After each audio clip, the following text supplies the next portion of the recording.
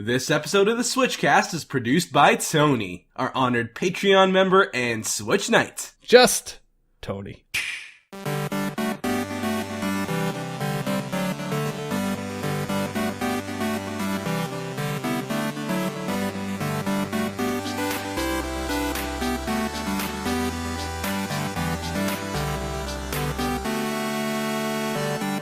Hi everyone, I'm KC. And I'm JV. And this is the SwitchCast, the podcast for the Nintendo Switch Caravaneer. Ooh, okay. And you know, if anyone's picked up, I mean, sometimes it's more obvious than others, but every time I use one of these little descriptors, it relates directly to one of the games or more in that we will be talking about, or something that got us particularly excited. So it's a little game at home if anyone wants to try to figure out which one it is. Yeah, it's a little mini game within the podcast. I like it. Yeah, there you go. Yes. So how you been, JV? I'm glad. A lot of people are probably glad to have you back. No offense to Rin, who a lot of people were excited to hear from last week. Oh, I always love having Rin on the podcast, and I'm really sad that I didn't get to join you guys. It's just, flight schedules are really crazy. Yeah, what happened to your plane? You were supposed to be back the day. Yeah. My flight was delayed, and then I had to be moved to a flight that had an overnight layover in Denver. So I had to get a hotel for Denver for one night, and then it was a debacle. It was crazy and tiring, but we're done. We're done with that. That happens. It happens. But I got to play a lot of games at PAX, but I have to say, I never get sick at conventions, but I actually got the PAX Pox this year. Oh no! Did you forget to wash your hands after every?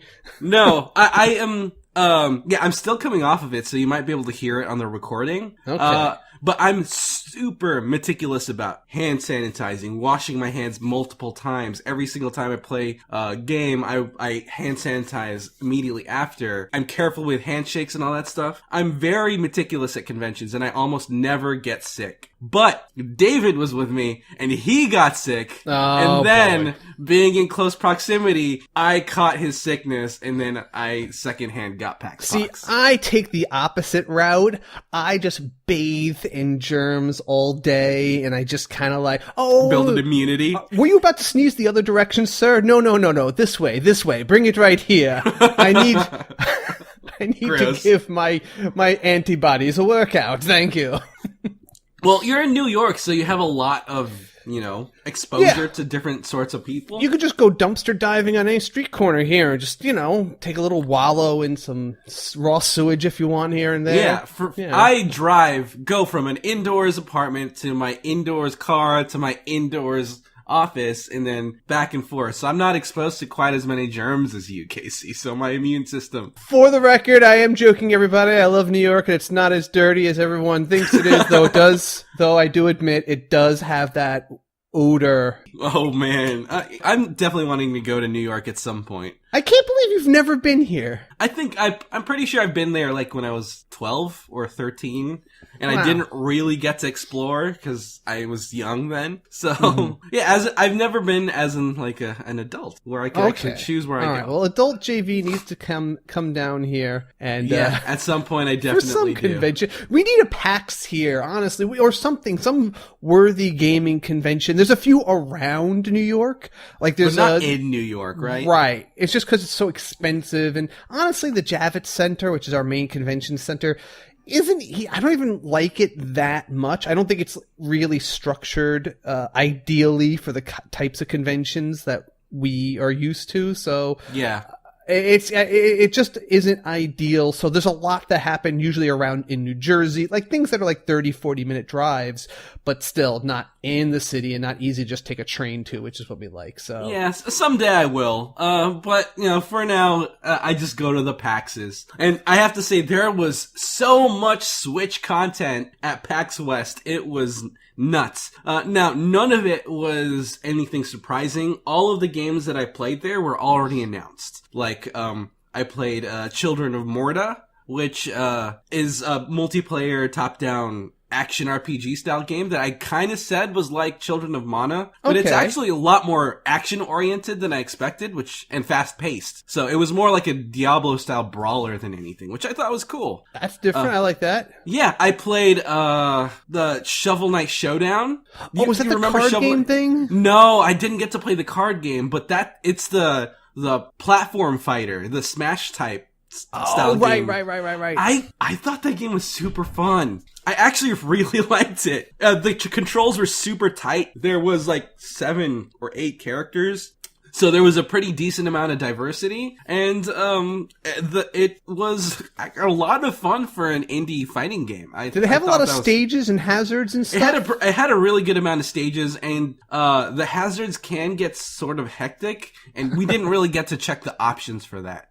But it was fun. It was definitely a lot of fun. I mean, that's cool that it's just an add-on to an already great game. It's just another way to enjoy that. It feels like it's its own game, to be honest. And it may very well be. They were kind of advertising it that way. But it seems like it might be an add-on, which is great content regardless.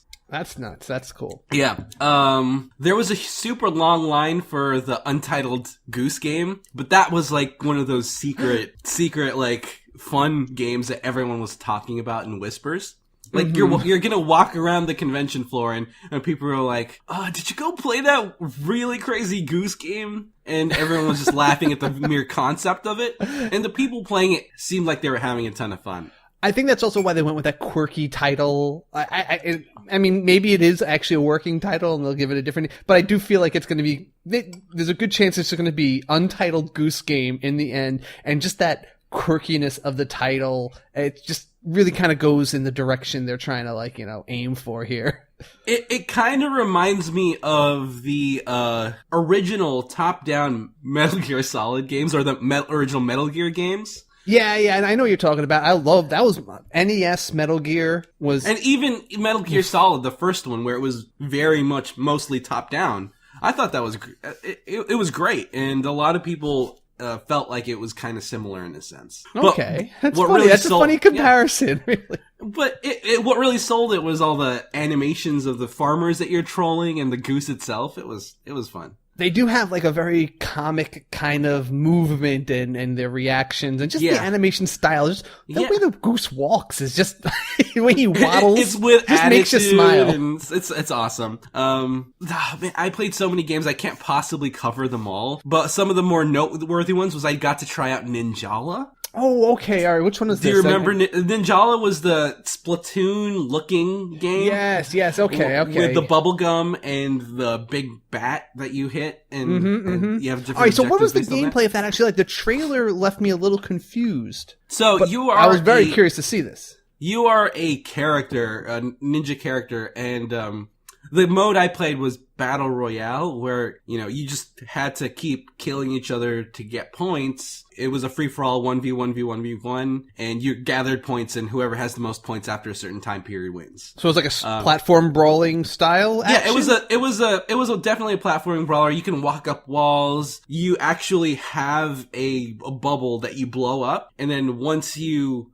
blow it up to a certain size, you can compress it, and that turns into your bat. The bigger the bubble that you blow, the bigger and more powerful your bat is, but the slower it swings. And so that becomes its whole thing. Everyone has supers like in Splatoon. But yeah, it's mostly a deathmatch as opposed to having objectives. And it was pretty fun. I thought the graphics were super Splatoon-esque, and the art style just screamed Splatoon, and even while I was playing it, I could tell that there was some sort of inspiration. Okay, that's cool.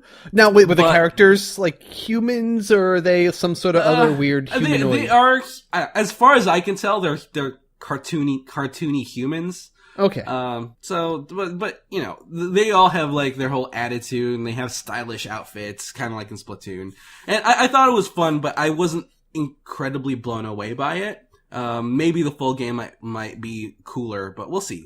Okay. The more noteworthy games that I played, I got to play Super Mario Party. Oh, all right. That's a big one. Yeah, it is a big one. And I got to play the 5 minigame mode that you can actually play online. All right. So it's just where you skip the board game and you just kind of compete with people in 5 back-to-back minigames. Minigames, yeah. So I really like how they implemented this because there isn't a clear, distinct winner for each minigame. Oh, okay. Yeah, whenever you play the minigame, you actually, as you do better, you accumulate points. And while you may have gotten the most points in this minigame, if someone has similar points to you, they might be able to catch up in the next one. And whoever has the most points at the end of the game, at the end of the 5 minigames, is the ultimate winner. So it's not just based on rank 1, 2, 3, 4, it's accumulating points. And I think so. You could be second in every single game and just kind of accumulate a decent amount of points, but still win everything because you just were solid with how many points you got. Like if you got second place each time, and someone got first place but last place and got barely any points here, or maybe you just even had maybe you even came in 4th every game, but you had one game where you just got so many points and you just dusted everybody. You could just kind of make up for it. Exactly. So it's about being consistently solid as opposed to just the massive swings, which kind of reduces the randomness of it. And I found the mini games to be a lot of fun. The coolest aspect of Super Mario Party that I didn't realize I wanted, but is super necessary from now on, is that how in Mario Party, you always had the option to go into the mini game to test it out? Okay. I never actually played the Mario Party. I never owned a Mario Party. I only played them at other people.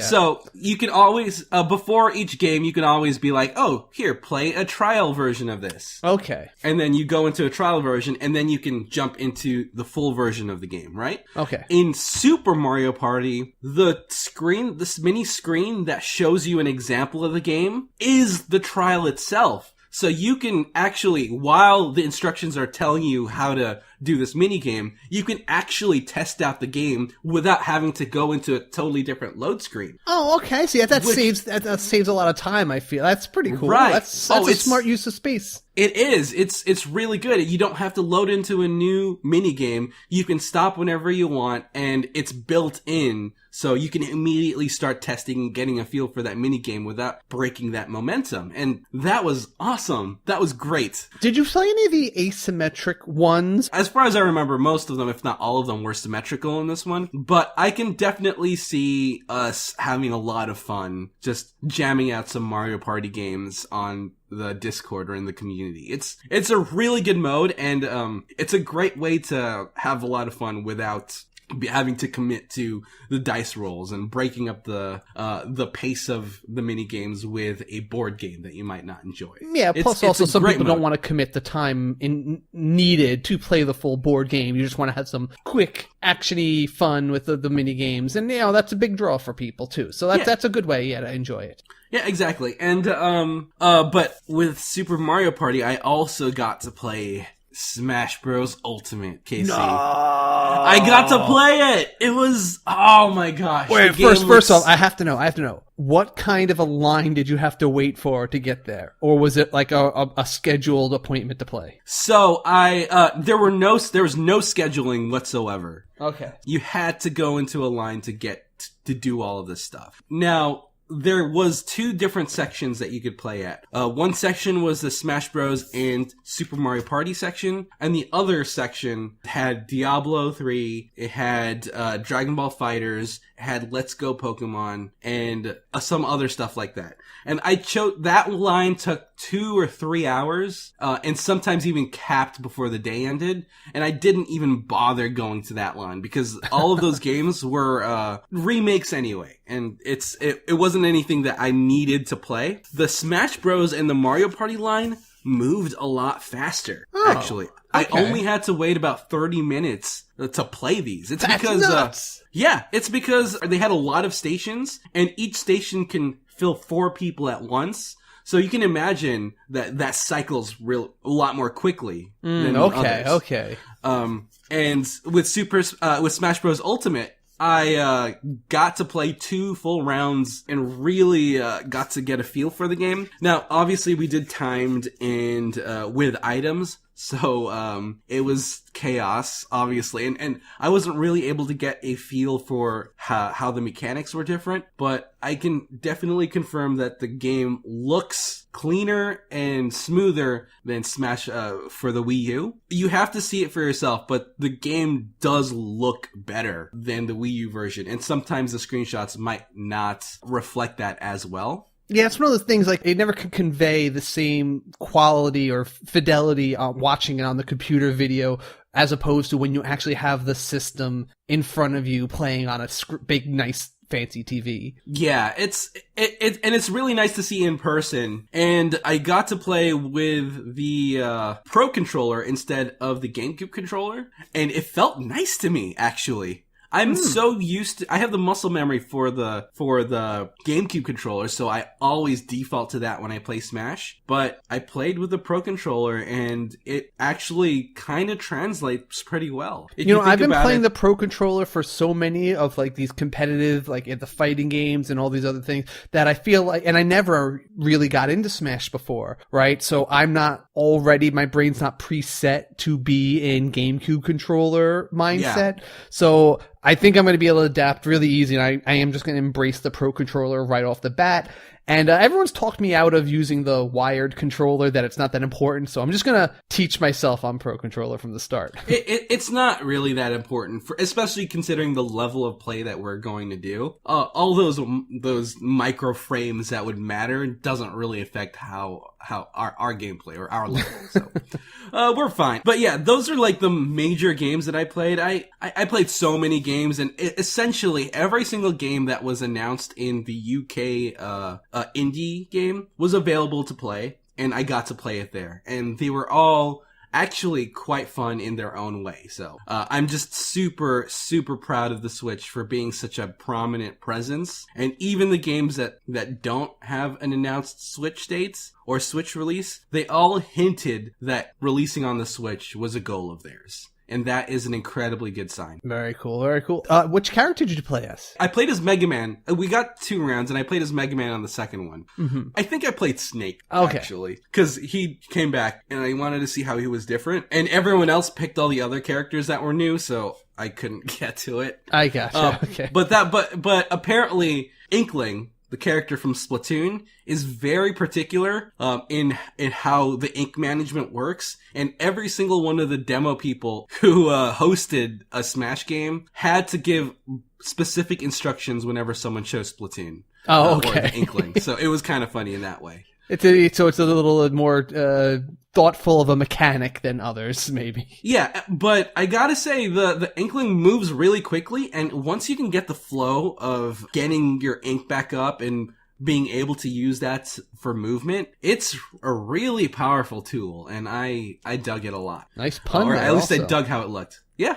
Yes. Awesome. We had so many people who just found the podcast after our Monster Hunter episode last week. Yeah. And this is, for a lot of them, their first time hearing you, actually. So I just wanted to point out to everybody that who might have been introduced to this show with Rin as the co-host, that this is the more natural flow of the episode. And it's just, you having your whole PAX kind of rundown is a good long way for them to kind of get to know your personality and your tastes in gaming in a way that, maybe they didn't get to feel before. Yeah, I'm sorry to disappoint everyone with this sudden shift in genders. I have to ask also, did you go to any panels? Are you big into panels at these conventions, or is that just something you skip in general?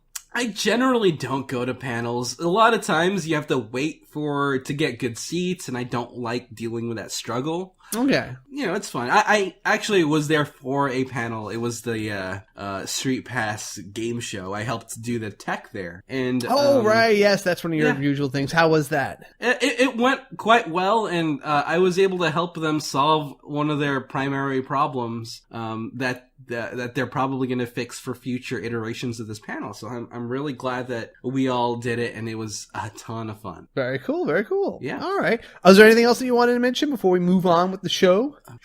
So I got to try the flip grip, which is the grip that lets you play your Switch on handheld mode, but with the Switch tablet in vertical position. Oh, right. It was awesome for arcade games. Like for shmups, that vertical position of the tablet is how you should be playing.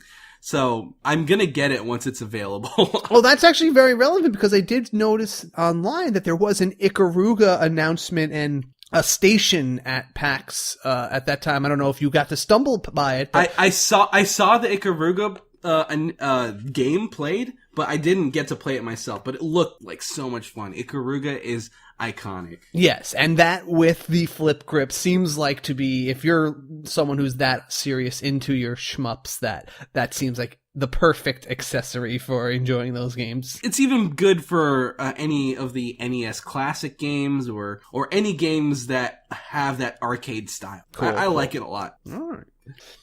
All right, so we have a lot more show for you guys. That is just our preamble. I mean, I'm glad that JV got to run down a lot of stuff and you get to see a lot of cool things. But we have some games to review, as always. We have a bunch of news to go over, not least of which is what's probably happening right now as this podcast is being posted. So, yep, today, Nintendo, why do you do this to us every time?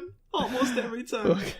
We have a really interesting community pulse with some cool feedback. And, of course, we just want to remind everybody, if you like the show and you want to keep us growing and doing more cool stuff, we have a Patreon page. That's patreon.com/theswitchcast. Quite simple to find. And that is where you go to pledge either $1, $5, whatever amount you want to every month in order to keep us going. It kind of, we use that money to buy better equipment, to play certain games that maybe we don't have access to normally, and just make this show better and more professional for you guys so we can keep doing cooler things. And a lot of it goes into the events that we're going to be running, particularly this weekend. I should announce something for this weekend by the time this posts, that we're just going to try to get some games and some prizes up for anybody who wants to join in the fun with that. So thank you all of our Patreon backers, of course, for keeping this show going. And thank you to anybody who's going to be enticed and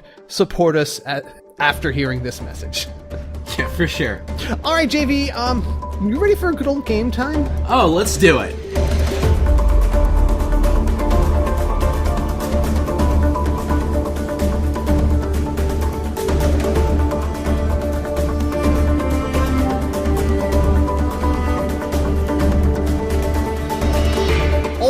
Game time. All right, I'm going to give JV's lungs a break. And thank you. I'm going to take the first game this week, and I actually played 2 games. There's a really good way to tell you how addictive a game is. And I think I cannot express this idea stronger than telling you I actually took a break from Monster Hunter long enough to keep playing this game every so often. Oh, wow. Okay. Yeah, no, I actually 100% relate to that comment because that is the exact same thing that happened in my game. Okay, yes.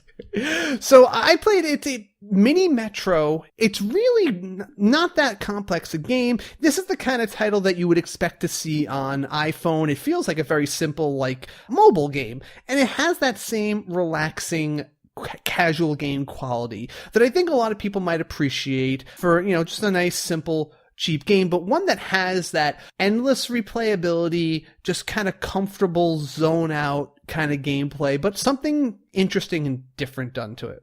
Now, it also speaks to me more directly than some because as a regular Metro rider, I play these games most of the time while on the trains. This game applies to me in that it is a game where you're basically just making train routes. You start out with a map, and there's several maps that you'll unlock as you play, and they're all based on actual locations. There's a map where you're playing in Paris. There's a map where you're playing in New York City, and there's usually just, the terrain outline and maybe some like water, like the rivers or whatever that might cut through. And there's then a few stops are randomly kind of spread across on the screen. And you'll have a finite number of resources. Basically, you get to make certain train lines so you could connect 2 or 3 different stops with a line. And then you'll have a number of engines you could assign to each of the different lines that you create. You have a certain number of bridges you can make in case you want to cross, rivers or whatever. And slowly but surely, the amount of people start building up at different stops. And as the game progresses, time and days go by, and new stops will start spawning. And then eventually you might need to, elongate your train lines. Maybe you'll need to, every week you get a new bonus. They'll give you either maybe an extra cart to attach to a certain train, maybe more engines, more bridges. You can turn a regular stop into a terminal so that it can hold more people before they start getting angry. Because once a train station gets too many people piled up in there and you're not shipping them out, there's a little meter that builds up, and once that meter fills up, you lose. All right. So that's you losing, and your game could either restart at that point and you just take your high score, but the game also always gives you the option to just then instantly convert that into endless mode. And then you could keep playing and your high score doesn't matter, but you could just keep enjoying spreading your trains endlessly and, with increasing challenge as you go like that. So it's definitely worth noting that this game's aesthetic is built to look just like one of those subway maps, right? Yes, it does. Everything kind of has that aesthetic. It has that same kind of blue outlines. The train lines are all like that bright, the colors of you'd see on a train map. Yes, it definitely captures that aesthetic pretty well. Yeah, because it's kind of hard to imagine how this game would work without that baseline understanding of how it looks. But it's hard to really pin down the genre either, right? It looks like it'd be a puzzle game. I know a bunch of games that I feel like are in the same genre, but I don't want to call it. Like, I used to be addicted to these games where the planes would fly in from different angles. Flight Control? Yeah, like Flight Control, and there was a ship one too. I feel like it's the same genre as those. It's just a buildup of things that you have to handle, and you have to kind of make more efficient routes to make sure nothing kind of piles up in any way. So I think that genre is called time management games. I guess I just call it, it's a casual time management game. Yeah, that sounds about right. Yeah, and that seems like it would fit this style. It's the closest thing I can think of, but there is a little bit of puzzle element to it, especially when you go into that endless mode, right? Because one of the good features about the game, though, is you can speed up and slow down time, right? In fact, you can freeze time if you want. At any given time, it's actually not a game that forces you to think super fast. You can force yourself to just play and kind of keep reacting to things on the fly, but you're actually supposed to you're able to freeze time when you want.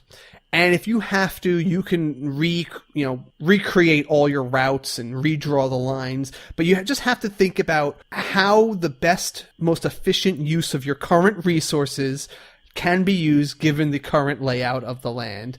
And sometimes, you just have to add, just have to think of something clever, what if I make this line a complete loop?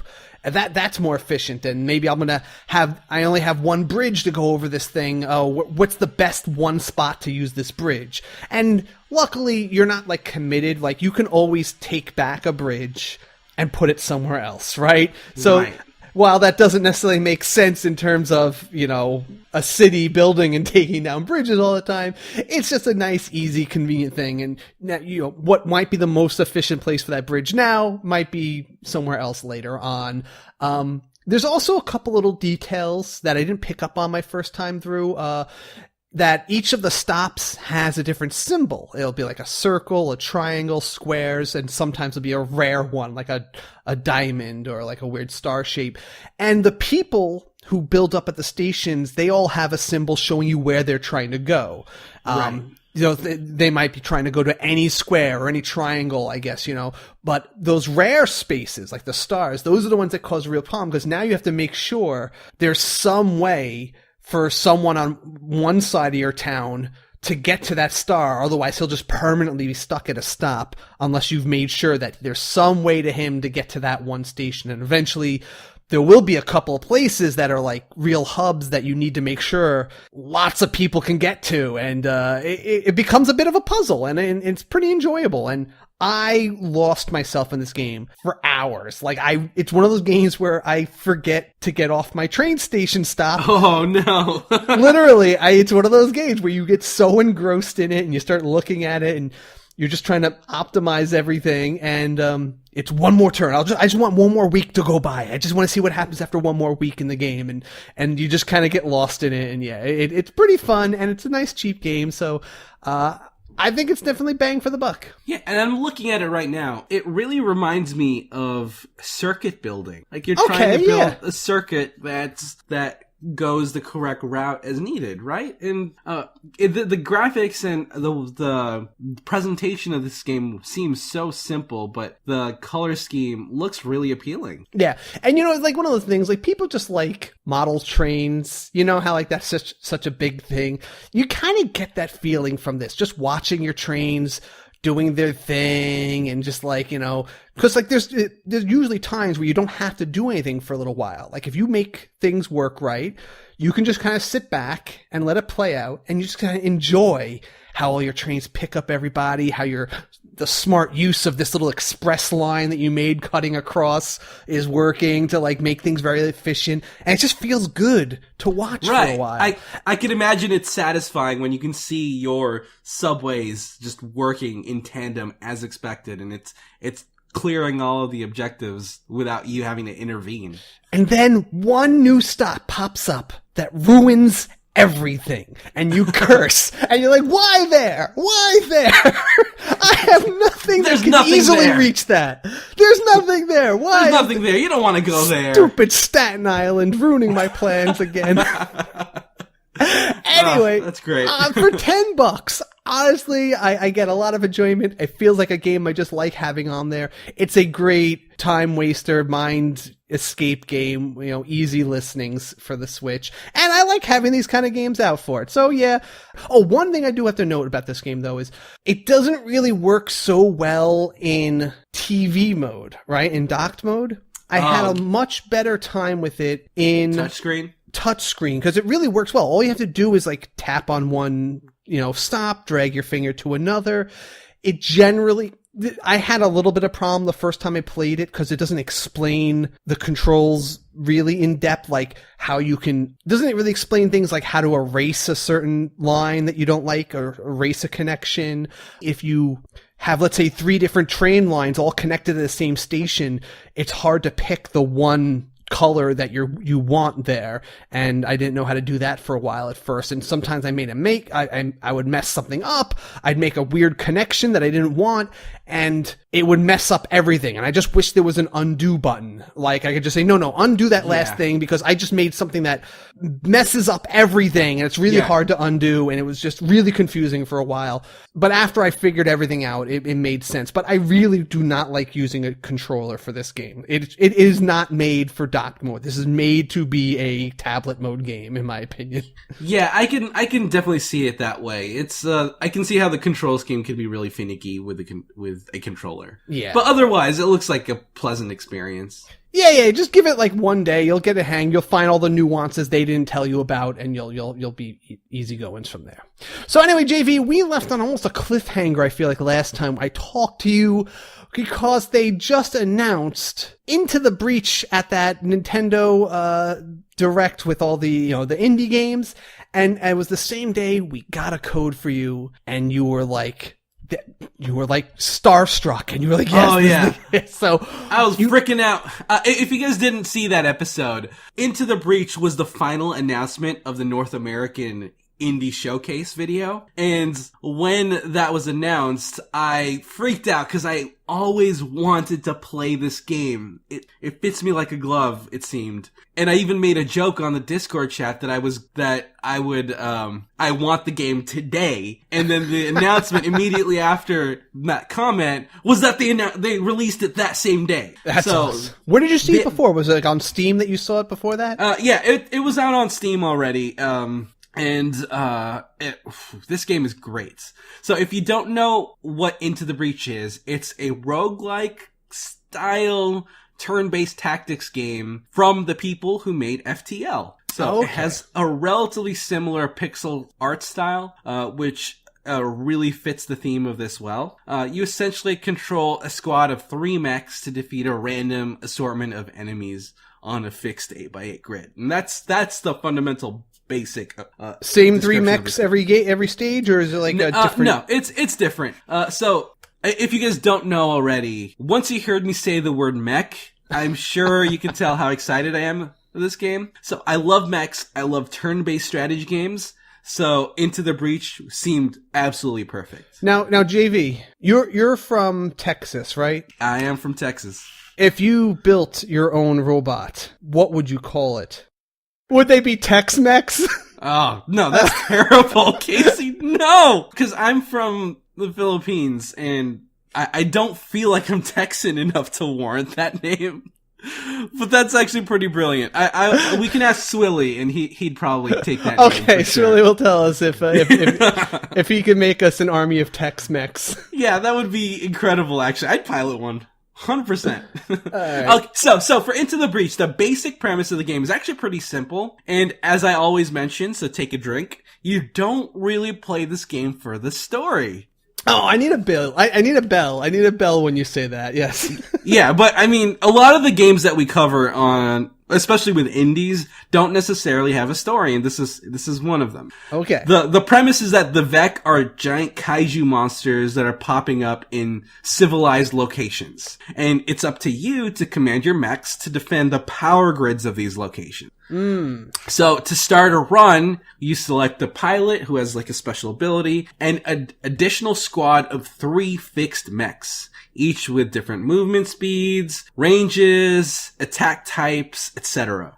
They're all different squads with 3 mechs. And then you unlock them as you progress through the game. Oh, so you pick the entire squad, not like the individual mechs. You just pick this trio or that trio. Right, exactly. And each of the trios work very differently, and that's kind of an interesting element of it. Once you pick your squad, from there, you select one of 4 islands, with each of the islands representing, a battlefield or a terrain type. So there's like the ice islands, the nature island, the desert island, the tech island, and once you select an island, the game zooms in and you can select a region within that island to liberate from the Vex. And from that's when you actually get into the combat itself, which I actually found to be a super interesting take on turn-based strategy, Casey. It's really great how they twisted the genre to fit this theme. Okay, so what do they do different in this game as opposed to your usual like Fire Emblems or Advanced Wars? Tactical strategy game. Every battle takes place on an 8x8 grid, so it's always going to be the same size grid.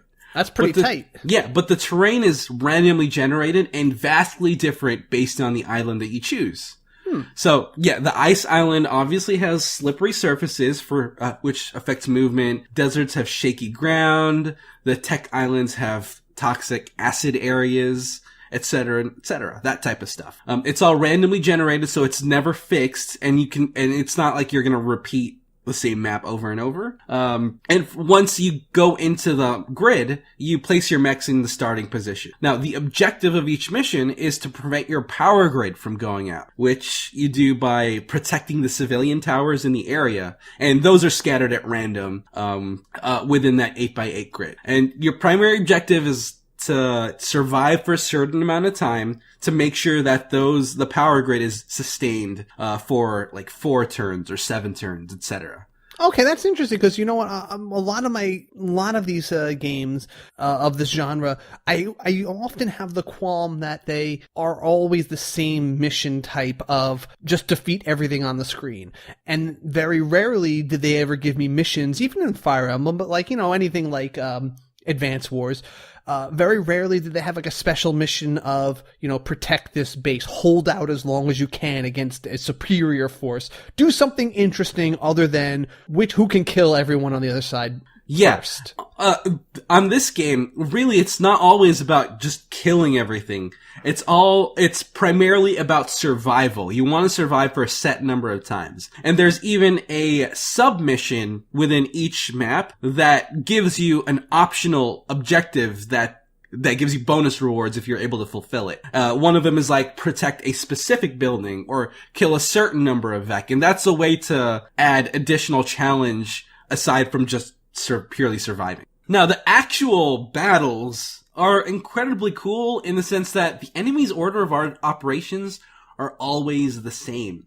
So all enemies move first, but instead of immediately attacking, each enemy unit actually telegraphs what their planned attack is. So you can see if this one Vec, once this one Vec moves, you know that Vec is going to attack this civilian building. That one is going to attack that mountain. That one's going to attack that civilian building. And from there, you get to move your mechs and attack to either eliminate the Vec units or use crowd control abilities to divert their planned attack. That is actually such an interesting element to the game because since you know exactly what's coming from the enemy, you have a limited number of resources in your 3 mechs to figure out how to minimize the damage as much as possible. And that's where it becomes has puzzle elements and it brings a lot of thought to the gameplay. Oh, that's actually pretty interesting. It kind of reminds me of Robo Rally almost. Yeah, it kind of. It's actually pretty similar. It's always really interesting to have to measure whether you want to focus on 1 or 2 enemies to wipe them off of the map, or do you want to use your crowd control skills to just nudge them away for this one turn to make sure that all of your civilian buildings are unharmed for the next round. And since every mech has 1 movement and 1 attack, every action that you perform is vital to your survival. Interesting. Are there a finite number of enemies per stage, or do they kind of like keep swarming in over time? Sometimes there's a finite number, but there are also oftentimes where there's specific spawn points that produce generators, enemies. Yeah, they're generators that produce enemies continuously, and that becomes part of the measuring challenge as well. Whether you want to go and take more focus towards killing a Vec unit that's threatening your civilian unit now, or do you want to invest one of your 3 mechs over to block the spawn point from producing more enemies? And so it's a huge balancing act where you really have to grind and figure out what you need to do to survive. Interesting. And that's what I find to be incredibly interesting about this game. It's a very refreshing take on this genre. Now, the one that caught my eye from the trailer was the use of the terrain and the interactivity with the environment. Like, I saw one of the mechs grab a monster and like smash him into a mountain, and it was so dramatic looking. How often does that come up? Like, is that used often? Oh, absolutely.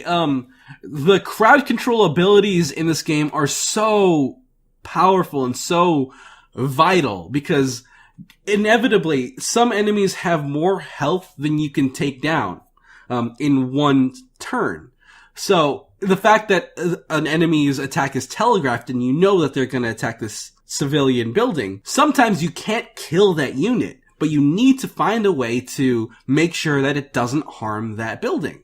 So you use all of these crowd control abilities to either push them out of the way, maybe cleverly push them towards a mountain so that they take recoil damage from that impact. Sometimes you want to push them off of a cliff so that they just fall off, or push them into the water so that they just drown. These are all the different types of things that you have to consider when trying to defend, because the Vec can get kind of overwhelming as the turns progress, and each of your moves are so pivotal that that you're kind of just holding on for dear life, and the crowd control abilities are what can save you. All right. Now, is there an end to the game eventually, or is it just kind of like an endless game overall? So once you complete a mission, the mission awards you with a random set of bonuses that you can take to subsequent missions. And after a fixed number of missions, you go to a boss island, and then complete the missions there and beat out the boss. And I don't want to spoil how the end works, but the game is actually quite a clean loop, and how the game justifies a game loop is actually really interesting. Okay, all right. Yeah, so each run took me about 4 hours, and then once I reached the end of that run, you would actually take some aspect of that previous run into the next one. Okay, all right. So so it kind of ends, but you can have endless gameplay, especially with the randomly generated maps that you take on. Yeah, and it's a really satisfying gameplay loop. The different squads that you have available are really interesting. Some have, flamethrowers, so it's an AoE attack. Some have abilities where you can swap your position with an enemy. Some has pull mechanics, some has push, knock-ups. Crowd control is a major factor in this game, and I think it's really satisfying when you can see it go on. What about with the graphics? They're all that kind of like, they're very simple pixely graphics, yep. But they... It's a fixed, isolated top-down view, and they are all pixel graphics, but the character profiles are actually quite detailed for pixel art, and none of the graphics take away from how great this game is. In fact, I actually think the pixel aesthetic of this game is perfect for what they're trying to achieve. Awesome. So definitely a game you recommend, it sounds like.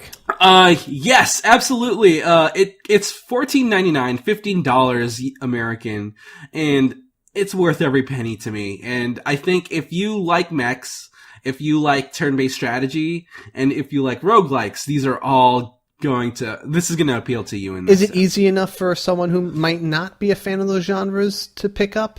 Yeah, it definitely is. And there are various difficulty settings that you can pick. So, I played on the normal difficulty, but you can go easier than that or harder as needed. And, the gameplay is very simple, but there's a lot to think about. And there's a lot to consider. And most of it is positional, kind of like in chess. So you don't have to grind through so many different systems. You don't have to memorize how different statistics work or any crazy stat type comparisons. It's all positioning and defending, and that's what your primary thought patterns are focused on. All right, very cool. Sounds good. I love this game, Casey, and honestly, I think I've played this game more than Monster Hunter. Awesome. I played it. Yeah, so I'm gonna pick up Monster Hunter again, but Into the Breach is one of my favorite games on the Switch right now. Well, so I guess I'm gonna have to help you catch up on Hunter rank, I guess. Oh yeah, I'm pretty behind, but you can all blame Into the Breach. Okay, I will. Into the Breach. How could you? Okay, so the next game I'm going to talk about actually might be the most complicated and biggest budget game we're going to talk about tonight, but I have probably the least to say about it. Interesting. And that is The Lost Child, which, though it does have a few interesting aspects when I started going into it, but this is, in simplest terms, a first-person JRPG dungeon crawler, right? Similar, right. If you ever played, what are those ones on the... Etrian Odyssey? Like Etrian Odyssey, that kind of gameplay in the dungeons. But it does add a few other interesting aspects to it. It is also very much like the Shin Megami Tensei thing that a lot of games do with the monster collecting. You fight monsters, you're gonna recruit them, and you're gonna level them up, and even evolve them. But they call it evil them, with evil all in capital letters. Yeah, evil. Evil them, yeah. Oh boy. So we're going there, but so the game has a general premise of you are a reporter for this kind of paranormal magazine that investigates all sorts of rumors of ghost sightings, UFOs, that kind of thing, Sasquatch, whatever.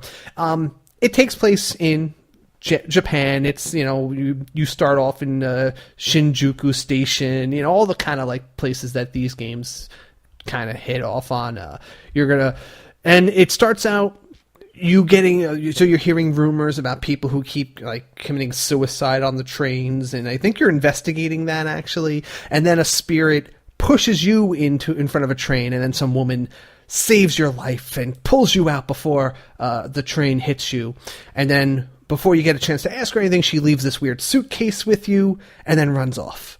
And then you go about your day, and eventually some woman dressed as a witch comes up to your office, says she's an angel, and that you're the chosen one who's picked by God to save the world from the something, and she helps you open up the box, and inside of it is this high-tech spirit gun that you're going to use, and you can use it to catch the monsters, and it's a weapon used in battle.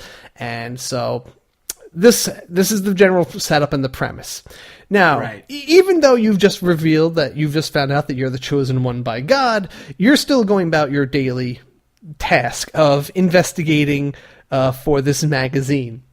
So the game actually separates the missions and submissions into this like little bulletin board at your desk, and you're gonna pick like different jobs that the editor-in-chief gives you. Like, I'm gonna go investigate this, bathhouse where some of the guests said they saw a ghost, and then you go there, and there's a lot of I almost like a text adventure kind of aspect to the game, very visual novel-y, because you're going to talk to people a lot.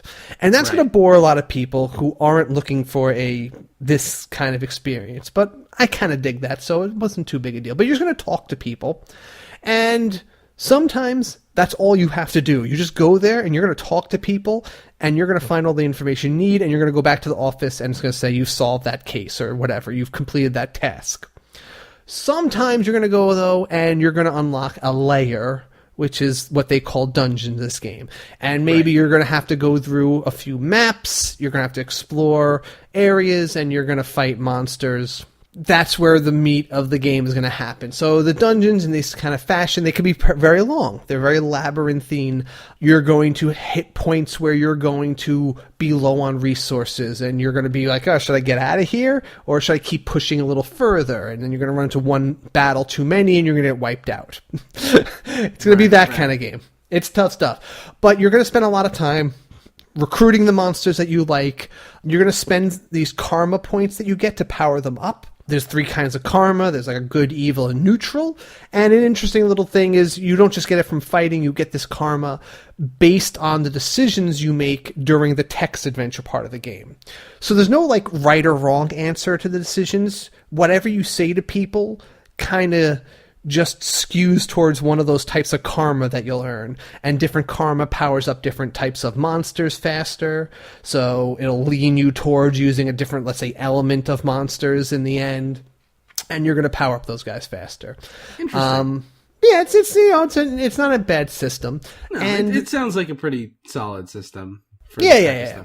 It's not bad. It's in the monsters, like these kind of games, all the monsters and on the things that and even the party members that you recruit, they're all just like these still photos, and they all have pretty cool designs. Like people like, there's all those kind of, in all these kind of games, they have like the really crazy looking demons that are like, I can't even name them. They're like faces on top of masks with a body made of caterpillars, like just really weird stuff you're going to encounter and you're going to recruit.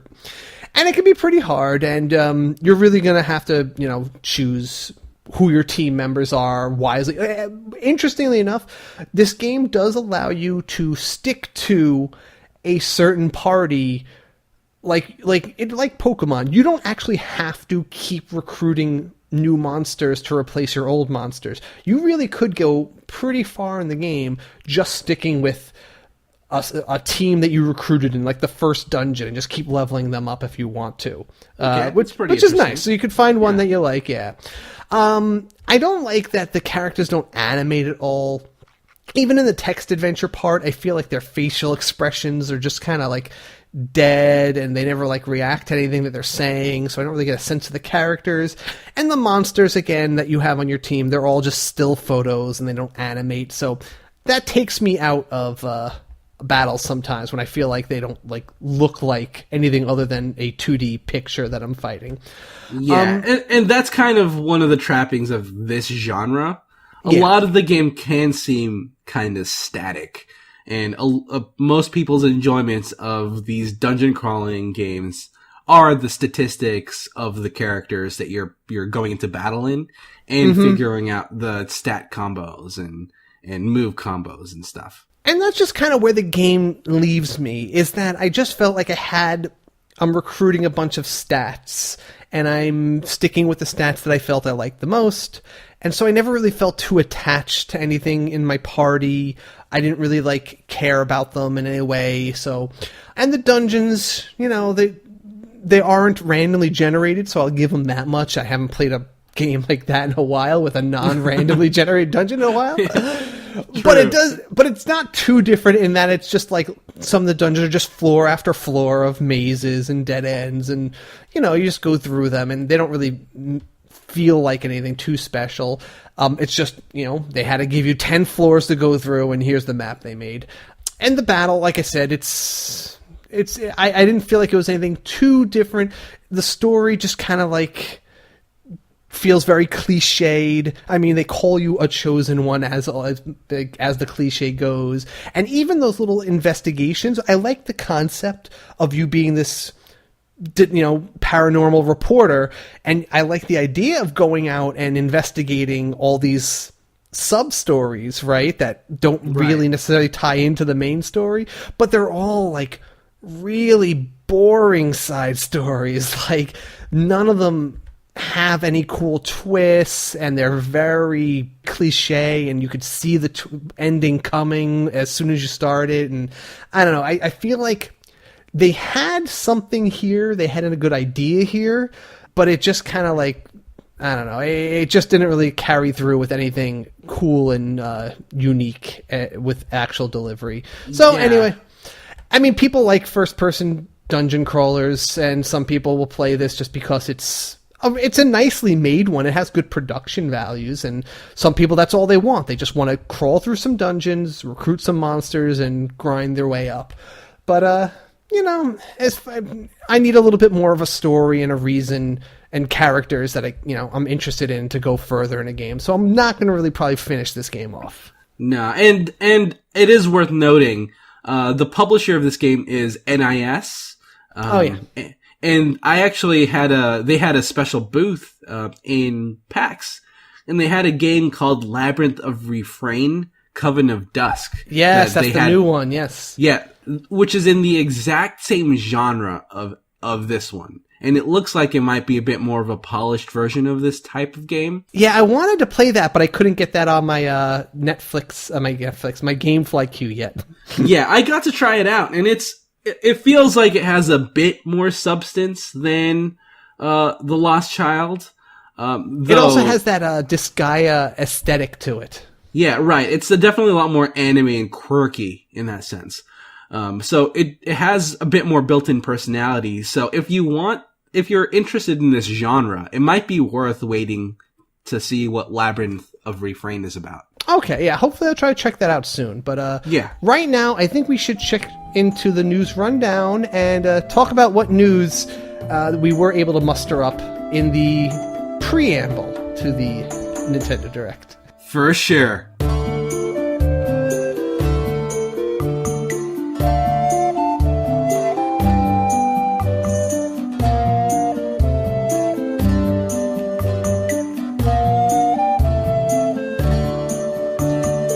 All right, news rundown, and here are your headlines. Not mine, your headlines. Yours. So I just want to remind everybody that right now, as this is being posted, I'm going to try to get this up there as soon as possible, but I'm fairly certain that this will be posted at the same time, if not shortly after the Nintendo Direct that was delayed from last week will finally proceed with. So you'll have a Nintendo Direct to watch if you're listening to this now, and we will have to wait until next week to report on everything that we saw there. But we will be tuning in, and we will be, if you have any impressions about it, definitely let us know, and we'll share them on next week's episode. Oh, for sure. Definitely. But we did have some other information that came out and a few things that trickled in that probably just couldn't be held off for a whole week without being leaked. Yeah, what was definitely strange is that we got a bunch of news stories that were announced that seemed like they would have been announced in the Nintendo Direct last week. Absolutely. Yeah, so the online service has been announced to come out on September 18th during the version 6 update for the Nintendo Switch system. And I can imagine that the Nintendo Direct will dedicate some time to explaining how the online service works.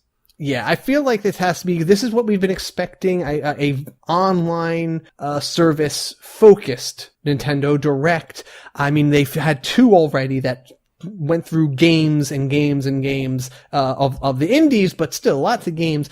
So I feel like they kind of have to focus on something different, and we have the online service coming out the 18th. So yeah, we gotta get this out of the way so people know what they're getting into. Yeah, it's they really need to make sure to detail and sell this online service to a bunch of skeptics, because there are still a ton of skeptics for this. Yeah, that's right. There's just some people who don't associate Nintendo with a paid online service. So, and especially with the upcoming caveat that they announced, it looks like Nintendo suggested that there will be some Switch games that don't support cloud saves. Yes, this is because some of them had a specific disclaimer on the Nintendo's website, how that the some games will not have save data cloud backup, and specifically that actually is that was on the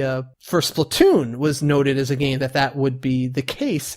And I believe the reasoning that was given by Nintendo for this was that it's not going to be available in games where the save feature could be abused for people to promote their advancement. For example, a game where you could trade an item to someone and then use the cloud save. Yeah, go back to a cloud save in order to get the item back or something like that, right? They want you to avoid that. So that's what they're saying. But actually, it was noted that since then, this little disclaimer has been taken down from these games. So anything's possible. I don't know if they just took it down because they didn't want to spill the beans on that fact yet. It'll be back soon. Or if this has been changed entirely. Who knows? Yeah, this is definitely a controversial announcement or aspect of the online service. And it looks like some of them have been taken down, right? Yeah. I read somewhere that some of these disclaimers have been taken down. And I want to know more during the Nintendo Direct to see if they actually address this concern. Yeah. All right. So we also got some pretty cool little reveals this week. First off, there was the Pokemon Let's Go Special Edition Switch bundle that was shown off. Oh yeah, and it looks incredibly adorable. It is. It's not only... Okay, so many cool little subtle details. Well, first off, you can get one that comes preloaded with either the Pikachu or Eevee version of the Pokemon Let's Go games. The Joy-Cons... At first glance, I didn't realize that they're not exactly the same color. One is Pikachu yellow and the other is Eevee's brown, so that they're subtly different. And the dock itself has, the back of the Switch has little black silhouettes of the different Pokemon on it. And then the front of the dock has just a beautiful, bright Eevee and Pikachu chilling out on there. It's a really cool looking system. Oh yeah, and I definitely want to see more iterations of this style of design for future games. Just because I feel like designing decorating the Switch dock is just a perfect way to bundle these graphics. Yes. Oh yes, and that is following. We did hear some rumors earlier this week also about a Smash Brothers bundled Nintendo Switch. And it was first written off totally as a rumor, but I mean, there's only blurry photos out there of someone who says they saw it, but now it's kind of looking a little more feasible because it has the same kind of look on the dock. If you look at the photo, you can see it has that. It looks like the different characters lined up on the side of the dock, and it could be the same style as this Pikachu one. So it's pretty cool to see different docks and different bundled Switches coming out, possibly. Yeah, I feel like a Super Smash Bros. Ultimate bundle is inevitable, because I know a lot of people who have been holding off on purchasing the Switch until Smash comes out. And that's just the perfect time to release a bundle for the Switch and Smash. Very much, very much. All right, so I mentioned earlier panels to you because I do tend to go to different game panels, only if it's something like I'm directly interested in. I usually don't go to general panels like, the future of paid DLC or something like that. I usually like if it's a specific company about a series of games that I'm interested in. But one is coming up at the Tokyo Game Show that promises to be pretty interesting. Capcom has announced, they're having a special Ace Attorney panel there. Ooh, and they have called it, quote, unmissable. And it's going to be 40 minutes long. And they have in the past confirmed that they are going to be making some new games for the Switch. They're still dedicated to doing that. So we're strongly thinking, if they're having a whole panel, there has to be a new Phoenix Wright game in the works that they're going to be announcing. And, it has to be for Switch. Oh, it has to. It has to be for Switch. There's no way it's not on the Switch. Come on. Please let it happen. It's too perfect. The last one we got was Spirit of Justice, and that's like 2 years ago now, right? Yeah, I think so. And it's been a long time. That was great on the 3DS. That series is just so near and dear to both of our hearts, and I can't wait to see what's announced in this unmissable panel. Only question for me really is whether it's going to be Phoenix Wright. Is it going to be Apollo Justice? Is it going to be a new character? Are they going to bring that feudal Japan one here that we never got to play before? I don't know. I feel like it's going to be completely new. We might still get Phoenix Wright or even a completely new character as the main character. I'll say the thing that Spirit of Justice did that I was surprised at how much I liked was the fact that it actually incorporated the entire cast of Ace Attorneys, and they all kind of got their own case where they were the spotlight, or at least partially had a spotlight, and it still felt like one cohesive game, even though you were never really the same character that long the whole time. There was the new character in there, that could be a strong contender for like a new generation lead character, the empath girl, the one who focuses on your emotions. Yeah, I can see that. Or she might just be the sidekick character again, who knows. She could be. I do agree 100% that they have such a nice cast of defense attorneys that they can pull into, and doing that switcheroo every few cases, I think is the good way to go. So that's September 22nd, not long from now. So we'll know in very short order. Oh, I'm itching for that one. That's for sure. Now, another interesting tidbit on the Japan side, it looks like Japanese players had a vote to recommend a digital game for the Switch in August, and the most recommended game from Japanese Switch players is Overcooked 2. Isn't that strange? This is an interesting thing. They've been doing this on a monthly basis now. They are basically polling Japanese players about their like most highly recommended games, and I honestly, I was surprised at first when I heard that this was their number one pick, but then I think about it and I realized, you know what? So many people I know are obsessed with this game. Oh, absolutely. Overcooked is quite popular. There were even a lot of different Overcooked cosplayers at PAX West, Casey. That's awesome. It's a relatively simple cosplay to do. But the fact that there were so many Overcooked specific cosplayers means that this game has legs and has popularity. It is, because you know what? It's the surprise co-op experience of a system that is so strongly based on co-op play. This is the one that seems to have drawn out the most fun for people, and it's just, it's surprising that I don't hear about it more, honestly, because everyone who plays it is in love with it. Yeah, I love it. I thought it was great, and I'm glad that this game has legs and is getting the popularity that it deserves. Yes. Okay, so moving on to some updates. We just have one interesting one. Xenoblade Chronicles 2 is going to be giving players a nice bundle of items in honor of the new DLC coming out, the Torna sequel story. And the interesting is this is for anyone who has the game and has linked it to their My Nintendo account, because so even if you don't have the little expansion pass, or if you're buying that game, you're going to get this, and it'll give you an excuse to load up the game and unlock. You're going to get 15 legendary core crystals plus a few other little. Nice. Yeah, that's the main reason you're going to log in. See what other cool characters you get, and it's a smart move because you're going to get that on. And you're going to play around a little bit, and you're going to, see what your new little blades are. And you're going to be like, dang, maybe I do want to start this whole new chapter of the story, and it's going to get you to load it up. And I think that's a smart move, because once you're in the game, it's just another step to downloading this Torna, the Golden DLC. Country. Yeah. That's for sure. And it's definitely something that I feel like we should explore. One of us at least should explore it.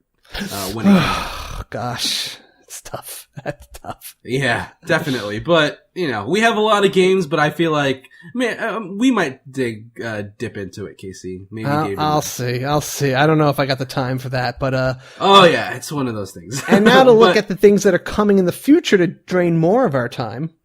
Oh yeah. Yes. And yet, usually I'm the only one I've run through the down the pipe by myself, but you know what? I think we both have a couple of titles here that were specifically speaking to us that I think we have to each kind of tackle on our own.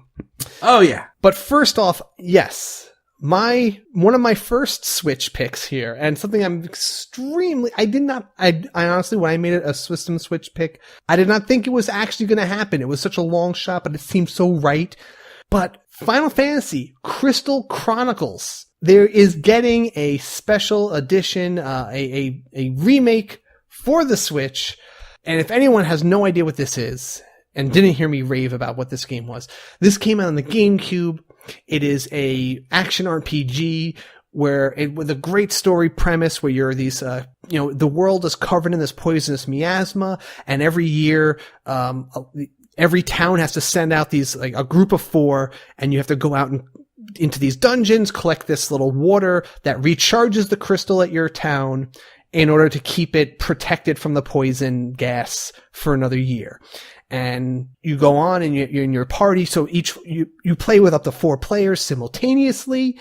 You used to use the 3DSs as your controller, if you wanted to, because you could have secret information on your screen, and there was like a little sub game where every player got their own personal mission. Are you doing GBA? Oh yeah, use the GBA, right. Use the GBA as your controller, and you got your little personal mission that you didn't tell anyone about, like collect the most treasure chests, or deal the most damage, or do the most healing. And depending on who did their mission the best, they got first dibs of the treasure at the end of the stage. And it was just a fun, not super competitive way to like put a little bit of, challenge in there, that you're trying to do stuff and like, hey, why is Hermes always stealing treasure chests really fast? I don't know why. That might be his mission.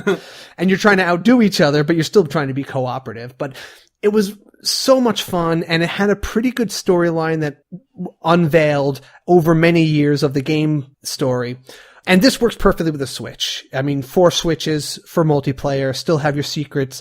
It looked like they added voice acting in the trailer. It looks like there's definitely polished graphics and special effects, and I'm sure there'll be even more challenges added, because I played the heck out of the game, and we only played it as 4 players. We never would pick it up unless there was all 4 of us were there to play through it. So it is one of my favorite gaming memories, and the fact that I can probably do it, whether it'll have online or not, that's another story, but that would be great. That would be the icing on the cake. The trailer makes it look like there is online, though. So hopefully we're able to get a bunch of Final Fantasy Crystal Chronicles players together within our Discord community, because Final Fantasy Crystal Chronicles is special in a sense that everyone who played it in the GameCube have so many fond memories with their friends, and this is just a great way to relive that experience. You said something that's a little bit of foreshadowing there. I'm just going to say that it is very important to create those memories in the game, and it's kind of a theme of the game, is creating and holding on to memories. So I do suggest this. I mean, it's not coming out till 2019, so we still got time to talk about it, but I will say, if you plan on playing it, definitely most rewarding playing it with the same team of players repeatedly. Consistently. All the way through. Yeah, consistently. Right. That's just my suggestion. But we'll see how it goes.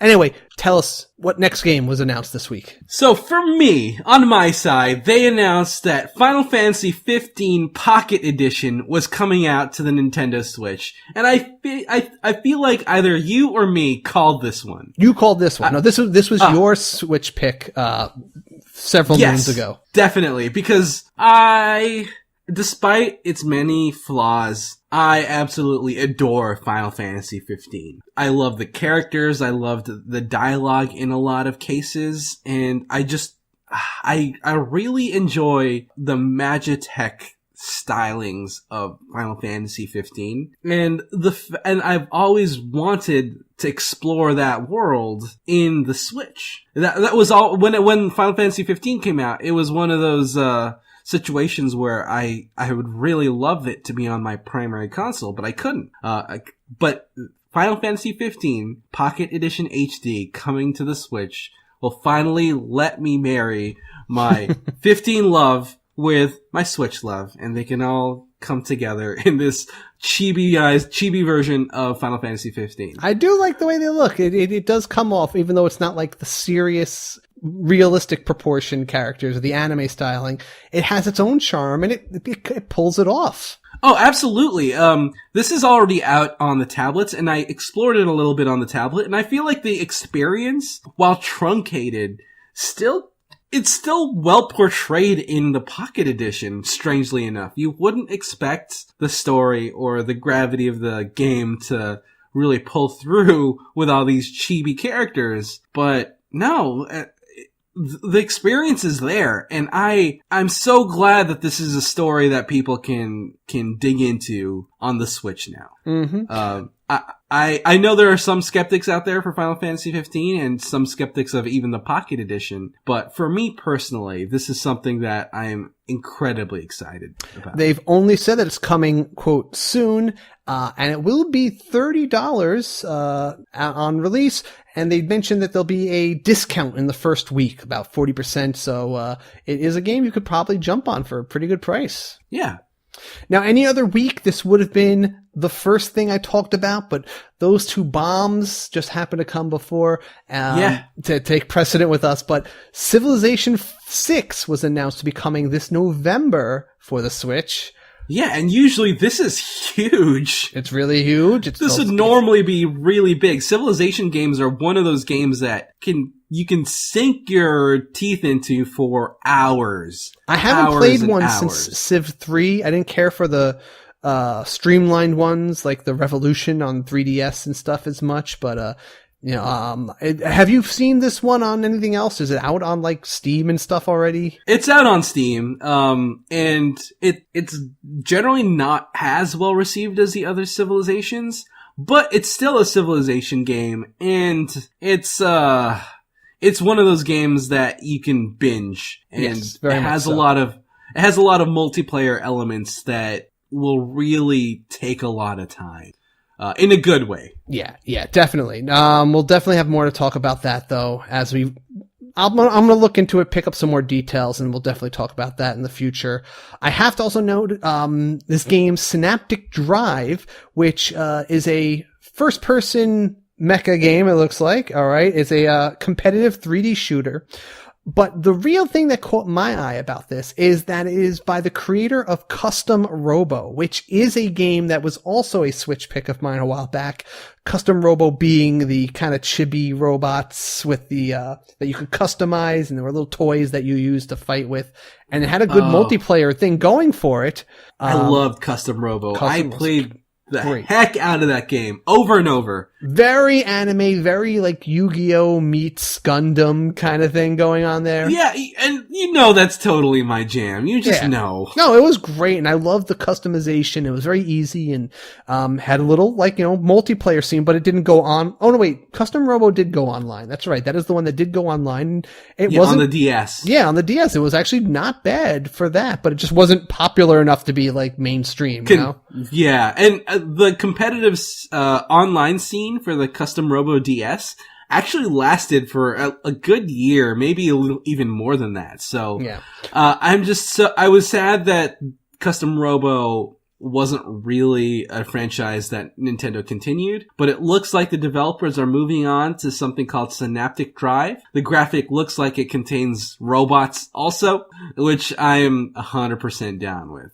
Finally, we have a projectile fighting game called Lethal League, which is announced to be coming 2018. I mentioned this because I did know some people told me about this game a while back, and it looked really interesting, and it is a kind of, I guess you guys call it, like, it's like a fighting game, but you're both knocking this one, like, baseball or something back and forth. It's the weapon, and it goes pretty fast. It has a really funky style to it, and a cool, kind of like a Jet Set Radio art style to it, almost, with the nice cell shading and characters and crazy tech stuff. But it's very fast. It looks like almost like a dodgeball fighter. I guess that's the way I would explain it. Yeah. A dodgeball fighter looks like a good way to describe it, actually. I think that works. Anyway, JV, why don't you tell us what the new releases are for this week? All right. So, coming soon on September 13th, today, we are getting Wasteland 2 Director's Cuts. That's a big deal. Shadow Fight 2, The Mahjong Huntress, The Warlock of Firetop Mountain, Goblin Scourge Edition, Nefarious, Old School Musical, okay, Senran Kagura Reflections, Bastion, Super Dungeon Tactics, Defunct, Senran Kagura Reflections, Dolings Arcade, Surgeon Simulator CPR, Danger Mouse, The Danger Games, and The Spectrum Retreat. I'm actually playing that, the Sorceress of Fire Mountain right now. Oh, cool. I'm going to talk about that next week. Nice. On the 14th, we are getting the Xenoblade Chronicles 2, Torna, the Golden Country expansion, and the Nintendo Labo Toy-Con Vehicle Kit. So, it's the Kit 3. Awesome. On September 18th, we are getting Omvorm, Legendary Fishing, Sword of the Guardian, Scribblenauts Mega Pack, Mutants Football League Dynasty Edition, Labyrinth of Refrain, Coven of Dusk, the one that we mentioned earlier, and Undertale. I know Rin's going to be super excited about that one. Yes. All right, so that's our new releases. So let's take one last quick breather and close the show out with our Community Pulse and our System Switch Picks of the Week. For sure, let's do it.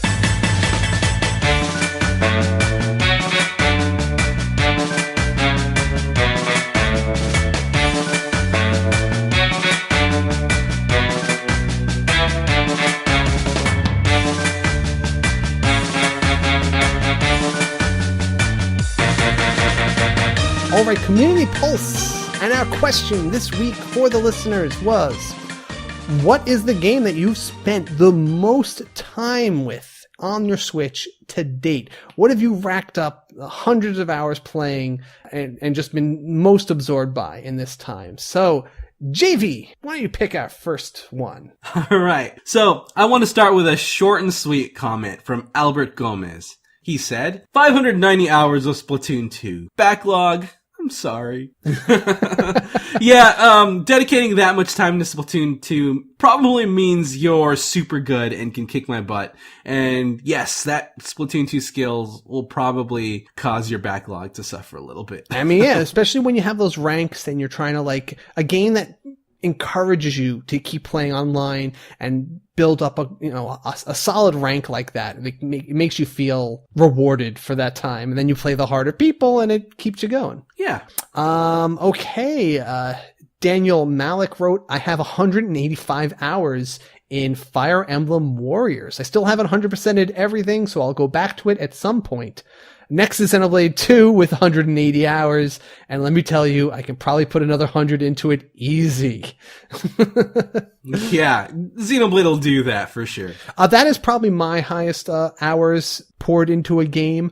Not that I mean, I didn't want it to be the game that I put that many hours into. I probably would have been happy finishing it a little sooner and then maybe eventually getting down, but I had to finish it sometime. I kind of don't want my RPGs to go that crazy long. I kind of want to be able to play it, and I want to finish it in under 100 hours. I mean, I think that's a reasonable request, but it's not. But I can see why someone would want one that they can go and play for 200 plus hours and still have more content to take on. But I feel like I kind of want to be able to 40, 60 hours tops, I want to feel like I've completed the story and gotten all the major things, maybe like some submissions I didn't get by then, but I feel like that's reasonable for me. Yeah, actually Xenoblade Chronicles 2 is also the game that I stuck with the longest. So it seems like it's a bit of a recurring theme here. Yeah, you'll still see it. It's a big RPG. Yeah, so another comment, which I actually really like, is from Paulo Perota. He says, Bayonetta. It's like an onion with many, many layers. Once you complete one game, a different game emerges. After you play for hundreds of hours, it casually hits you with one of the hardest darn bosses in the history of gaming. And even then, you're not done yet. It's as deep as learning to play a musical instrument or a sport.